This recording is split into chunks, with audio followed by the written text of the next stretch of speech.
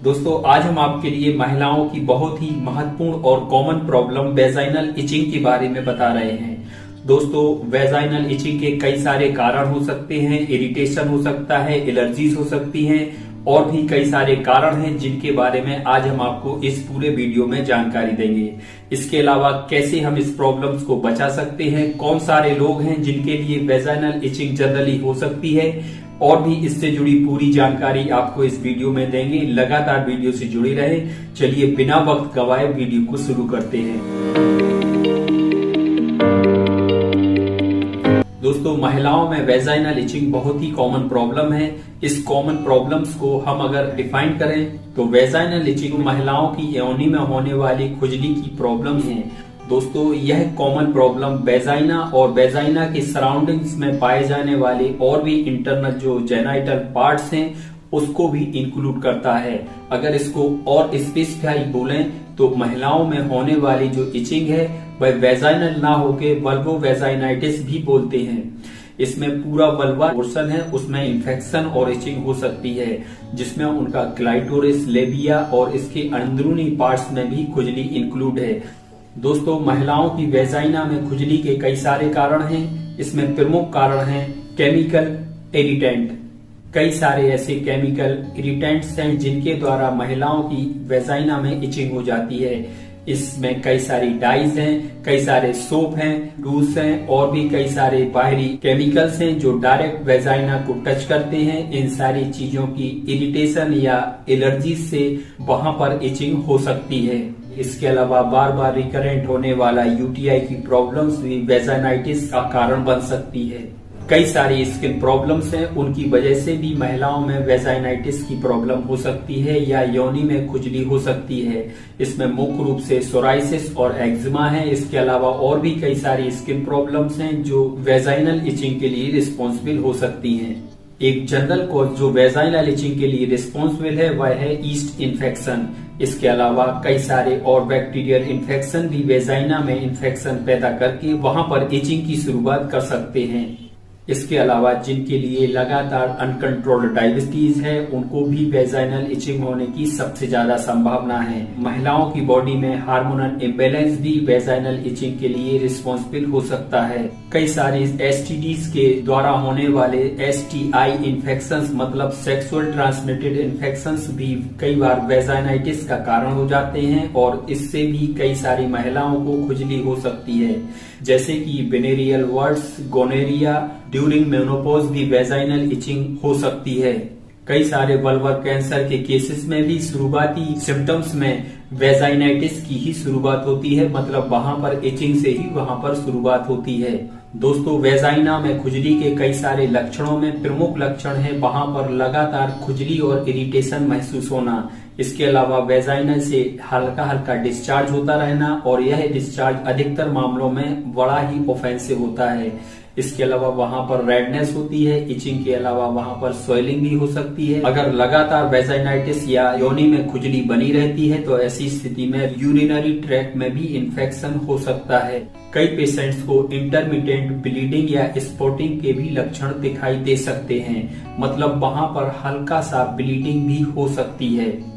दोस्तों अब हम आपको बता रहे हैं कि वह कौन से पेशेंट्स हैं जिनके लिए वेजाइनल इचिंग होने की सबसे ज्यादा संभावना है। दोस्तों जो लगातार हार्मोनल चेंजेस वाले पीरियड से निकल रहे हैं, चाहे वह ड्यूरिंग प्रेगनेंसी हो, चाहे मेनोपॉज हो या आफ्टर बर्थ हो, इन टाइम पीरियड्स में महिलाओं को वेजाइनल इचिंग या बार बार यूटीआई की प्रॉब्लम्स हो सकती है। वो सारी महिलाएं जिनके लिए बार बार एसटीडी होती है वह भी इसके लिए सबसे ज्यादा रिस्पॉन्सिबल हैं।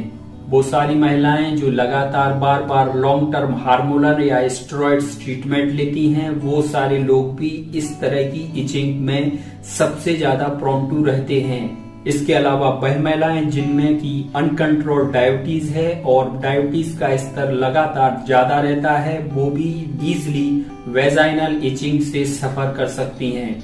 इसके अलावा पर्सनल हाइजीन भी बहुत महत्वपूर्ण है। उन सारे लोगों के लिए भी वेजाइनल इचिंग की समस्या जनरली हो सकती है जो अपनी पर्सनल प्राइवेट पार्ट्स की हाइजीन को मेंटेन नहीं करते। जो डैम्प और टाइट क्लॉथ्स वियर करते हैं उन महिलाओं को भी वेजाइनल इचिंग की प्रॉब्लम जल्दी हो सकती है। विवाहित महिलाएं जो ICUD का यूज करती हैं, इंट्रा कॉन्ट्रासेप्टिव डिवाइस का प्रयोग करती हैं, उन्हें भी वेजाइनल इचिंग की समस्या हो सकती है। वेजाइनल इचिंग की प्रॉब्लम्स बहुत ही कॉमन है और मैक्सिमम महिलाएं कभी ना कभी इससे सफर जरूर करती हैं।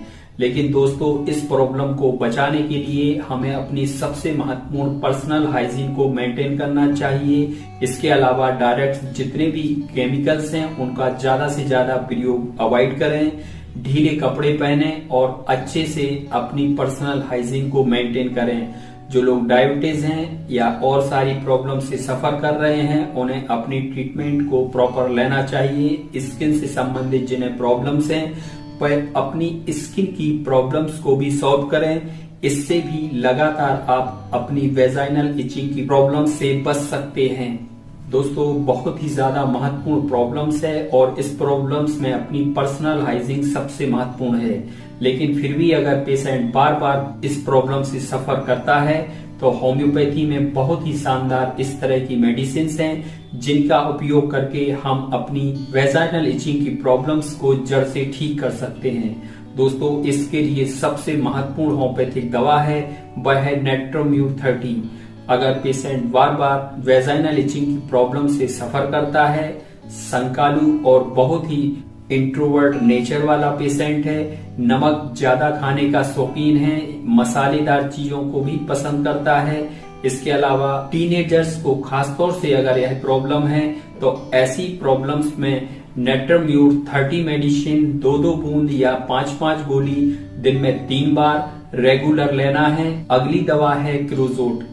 अगर पेशेंट्स की वेजाइनल इचिंग की प्रॉब्लम्स पुरानी है, वहां से निकलने वाला जो स्राव है या लिकोरिया की जो प्रॉब्लम्स है वह बहुत ज्यादा है और मटमैली और पीले कलर की है, बदबूदार है, तो ऐसी स्थिति में क्रोजोट 30 पावर की मेडिसिन 2-2 बूंद दिन में 4 बार लेना है या 5-5 गोली दिन में 4 बार लेना है। अगली दवा है बोरेक्स।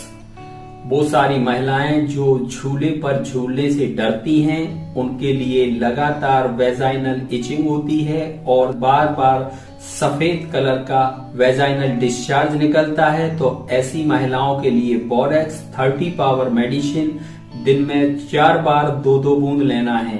अगर गोलियों में ले रहे हैं तो 5-5 गोली दिन में 4 बार लेना है। दोस्तों, अगली महत्वपूर्ण दवा है सीपिया 200।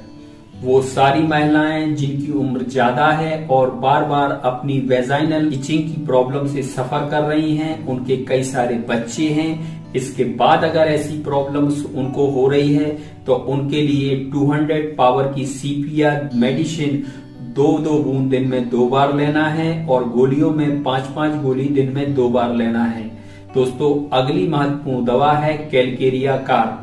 दोस्तों, वो सारी महिलाएं जिनको अत्यधिक सर्दी लगती है, ओवरवेटेड हैं और बार बार उन्हें डिस्चार्ज की प्रॉब्लम्स होती है, साथ में उन्हें इचिंग भी है, ऐसी महिलाओं के लिए कैलकेरिया कार्ड की 30 पावर मेडिसिन 2-2 बूंद दिन में 4 बार लेना है।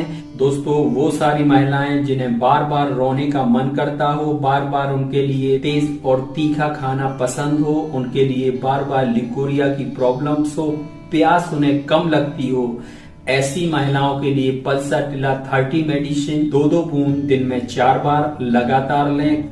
दोस्तों, इस तरह से अगर आप ओवरऑल कंक्लूजन करें तो वेजाइनल इचिंग का मुख्य कारण बाहरी इन्फेक्शन या इरिटेशन है। इसके अलावा बाहरी जितने भी केमिकल्स हैं, चाहे वो OCED में हो, क्लॉथिंग में हो, केमिकल्स हो, इरिटेंट हो, स्प्रे हो, सोप हो या कोई और बाहरी केमिकल्स हो, इन केमिकल्स की वजह से वेजाइनल इचिंग मुख्य रूप से होती है। साथ ही साथ अगर पर्सनल हाइजीन को मेंटेन करके चला जाए तो यह प्रॉब्लम्स की संभावना कम से कम हो जाती है। जो लोग डायबिटिक हैं या हार्मोनल चेंजेस लाइफ टाइम से वो चल रहे हैं, अगर ड्यूरिंग प्रेगनेंसी या आफ्टर मेनोपॉज उनके लिए प्रॉब्लम्स है, तो इन सारे लोगों को अकॉर्डिंगली अपना केयर करना चाहिए। इसके अलावा अपनी हाइजीन और अपने इंटरनल क्लॉथ्स हैं उनको अच्छा और ढीला पहने, जिससे वहां पर ज्यादा से ज्यादा क्लोज टाइट कांटेक्ट ना हो। इनके लिए लगातार कोई ना कोई बाहरी स्किन प्रॉब्लम्स हैं या जो स्किन सेंसिटिव हैं, उन्हें अपनी प्रॉपर स्किन का ट्रीटमेंट लेके ही ठीक करने की कोशिश करना चाहिए। दोस्तों, वीडियो कैसा लगा आप जरूर बताएं। अगर वीडियो अच्छा लगा हो तो आप लाइक करें। अगर वीडियो बहुत ही ज्यादा महत्वपूर्ण लगे तो वीडियो को दूसरे ग्रुप्स में भी शेयर करें, जिससे अधिक से अधिक लोग इस बीमारी को जाने। दोस्तों, दूसरे सोशल साइट्स पर भी आप हमसे जुड़ सकते हैं। महत्वपूर्ण अपडेट्स हम वहां भी देते रहते हैं। दोस्तों, लगातार अंत तक हमसे जुड़े रहे, इसके लिए बहुत बहुत धन्यवाद।